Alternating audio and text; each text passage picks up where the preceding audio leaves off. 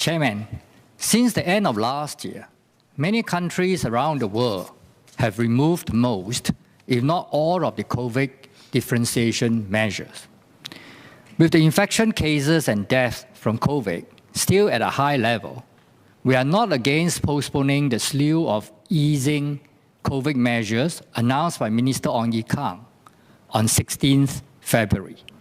However, we hope the minister would not forget what he said at that virtual media conference, that these rules, meaning the COVID rules, accumulated over the past 2 years, have become quite unwieldy. Indeed, we need to review and streamline many of these rules. And the most unwieldy of these must surely be the Vaccination Differentiated Safe Management Measures, VDS, introduced incrementally from July 2021, when we switched to the Living with COVID strategy. This has brought significant misery to a number of Singaporeans who have valid personal reasons not to vaccinate. Unfortunately, up to today, many of these VDS measures are still enforced. Never mind that other rules have been relaxed with the arrival of the dominant but less virulent Omicron strain. The vaccines reduce the severity of COVID-19 infection, but they have generally fallen short in their touted efficacy. Vaccination was not the universal panacea we imagined, and had little impact in reducing both infection rate and the spread of the virus, especially with the current Omicron variant.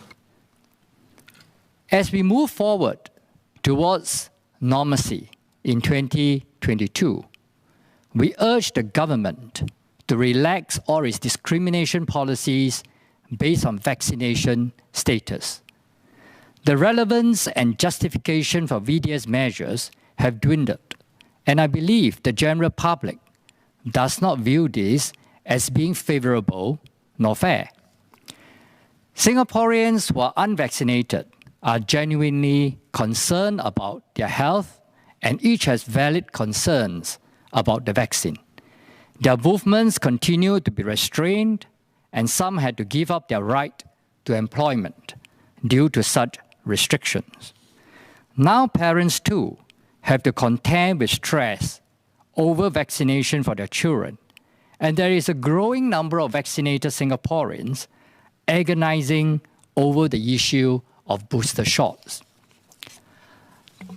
The latest vaccine safety update by HSA on 23rd February reported 10 cases of children aged 5 to 11 with serious side effects following vaccination, and 280 cases of non-serious side effects.